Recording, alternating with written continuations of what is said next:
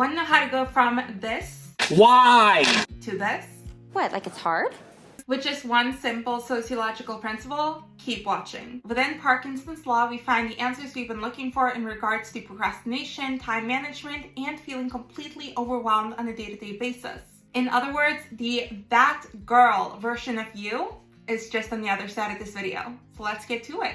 In this video, I'm going to break down Parkinson's law and then give you 4 tangible examples to show you just how it works before we go over to the main part of this video, which is how we can use it for our benefit. My name is Zoë Robertson. Let's get to learning.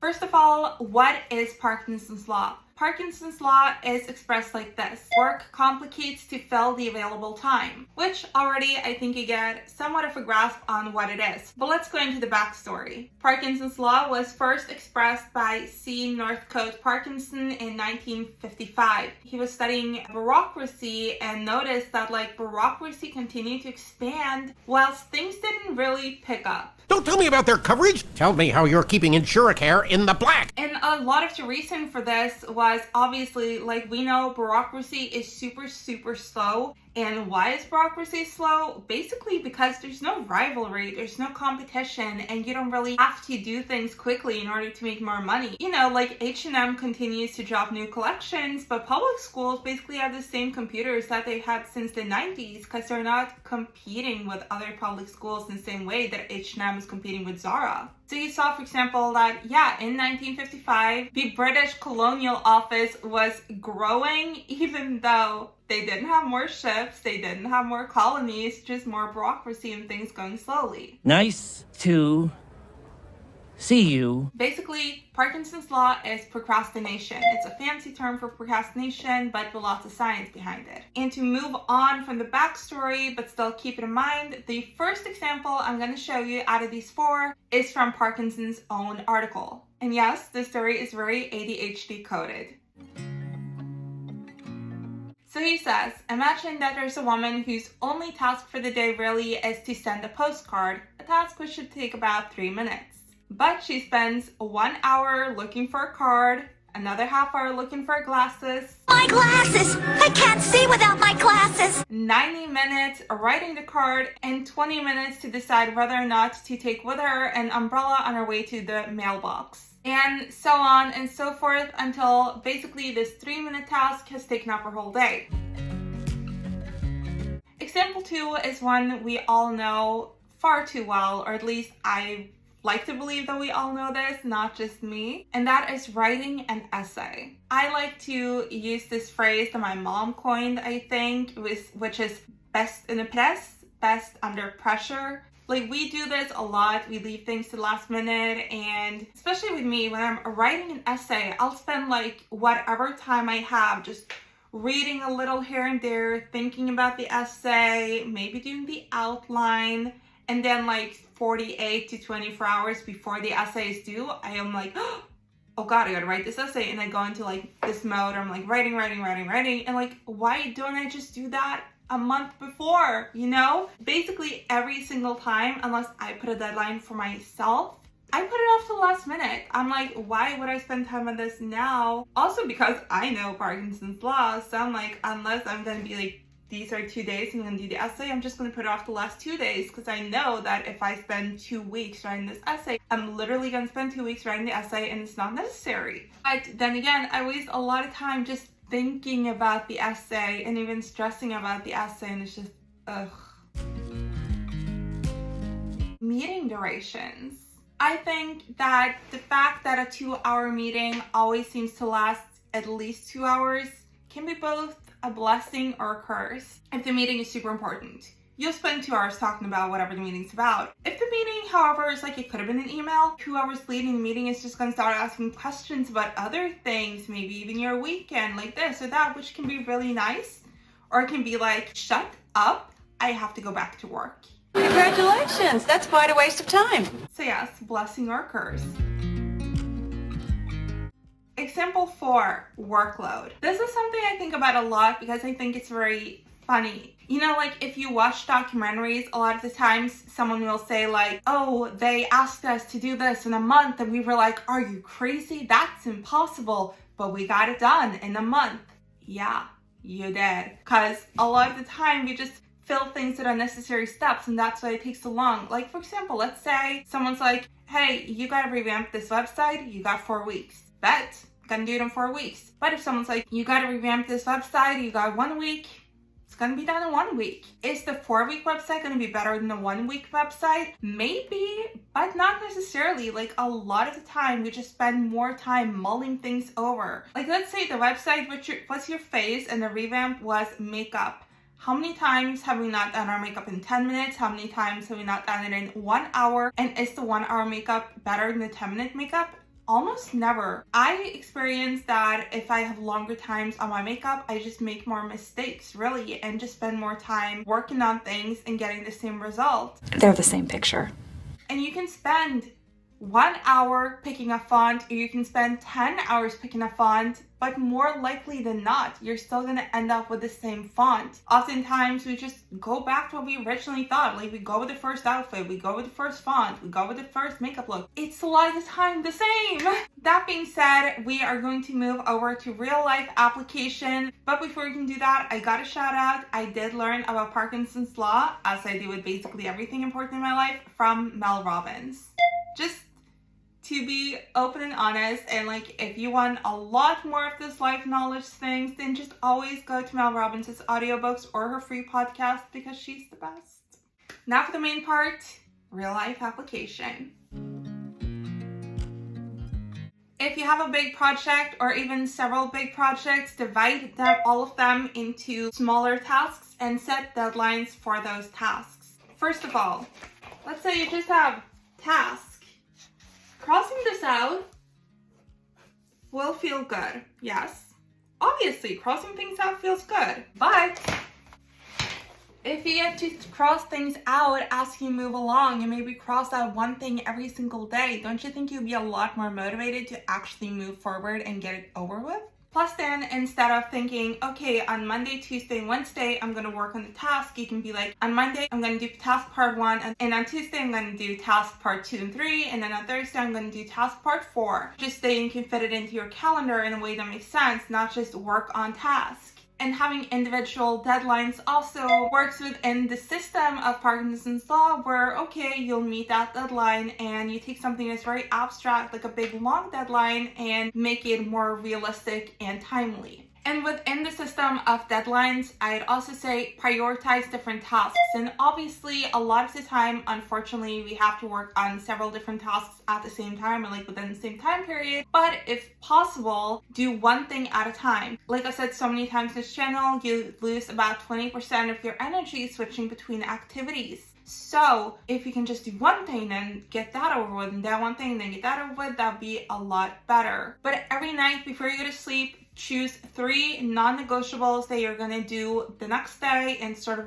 rank them and get that done. And then you can obviously have like 4, 5, 6, 7 that you also want to do, but those you can only do if you've done the top 3. Prioritizing tasks is like one of the best ways to beat Parkinson's law and to function if you have ADHD in particular. But like I said, things definitely do overlap, and that is why my next tip is to time block. Like I said, you lose energy switching in between activities, therefore doing activities for longer is better. I actually got motivated last night to take things into my own hands, and so far I have been following my time block. And this is how I did it, super ugly, because I'm not artistic in that way, but it's done. Here it says Wednesday, here it says goals. Here I have my top 3 tasks, and then I have other tasks that I can tackle if I get to do the top 3.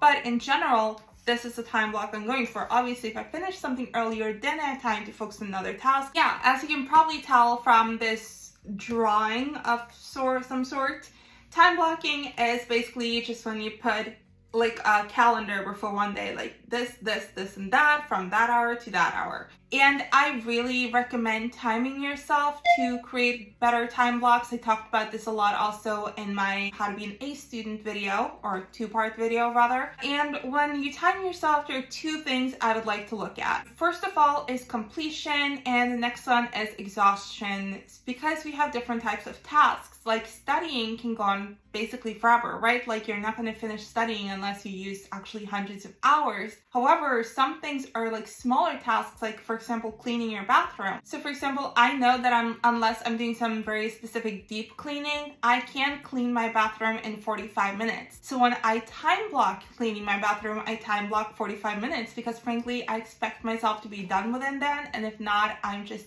procrastinating in some type of way. However, when it comes to practice driving, I know that, okay, technically you can drive forever, but I can't. So there I time block based on exhaustion. And if I'm really pushing myself, I can do 2 hours, but I know that if I'm being honestly optimal, and I'm being very honest and vulnerable here, so appreciate that, it's like an hour. After an hour, I'm like, shoot me.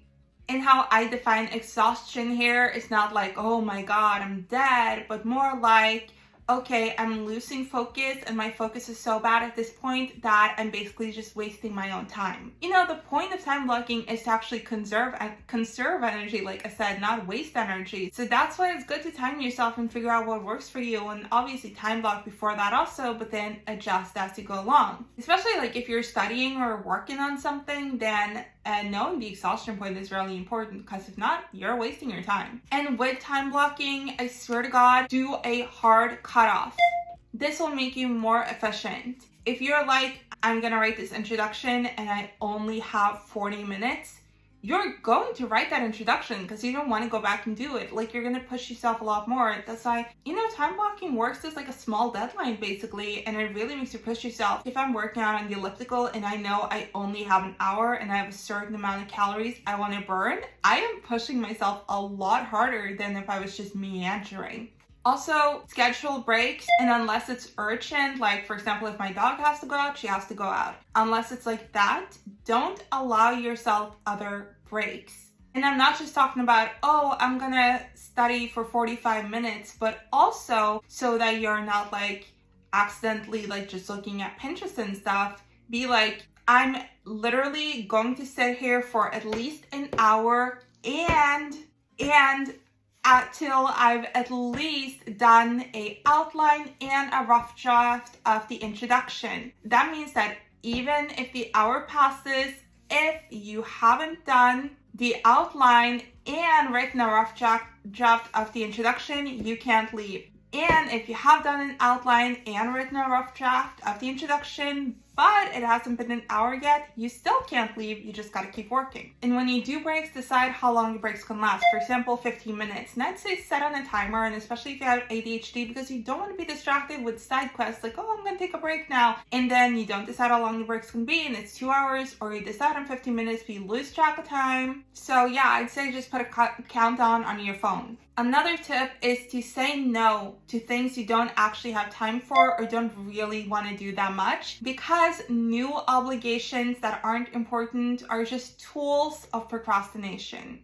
And Parkinson's law, work expands to the available time. What doesn't have an available time?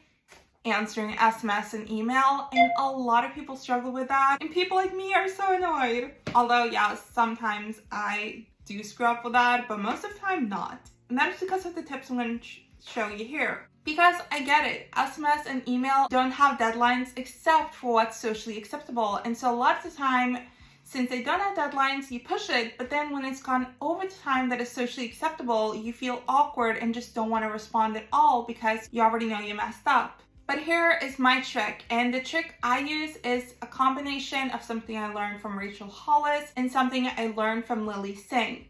Rachel Hollis has this amazing rule with not just emails and stuff, but also the obligations, which is only touch it once. And that's what I do. When I get an email, when I get an SMS, I don't go back to it later. I respond then and there, only touch it once. I'm not gonna let my subconscious mull over one email or one text for hours on end. And how I actually am able to respond is that I used a trick from Lily Singh, which she taught me that has helped me a lot in my, both in business and in personal relations, which is, if you don't know what to say exactly what you think or what you feel about the situation. So how I respond to emails and SMS is with 100% honesty, obviously in whatever language you have to use, whether it's a personal relation, a business relation, the socio-lingo you're supposed to use, that is what I use. But I use my honest truth. I respond like, yes, I do want to do that. No, I do not want to do that. What I think about this is, what I think about that is, and just answer it. It's gone. And unless I get a response back, that's really all I have to think about it. And it feels so good. The next step is to delay gratification. If you set up rules for what you have to do, like I said, like these 3 things, for example, you gotta do in a day, you gotta do those 3 things, and then you can watch Netflix. And if you haven't done those 3 things, you can't watch Netflix, simple as that. Carrot or stick? I think carrots. Use a carrot. Like, okay, if I just do this, I can do what I actually want to do. I can do whatever I want to do in the whole world, but I can't do anything fun until I've done that. That being said, I hope you think it's fun watching my videos, so do feel free to subscribe, like, comment, and I'll see you next time. Bye!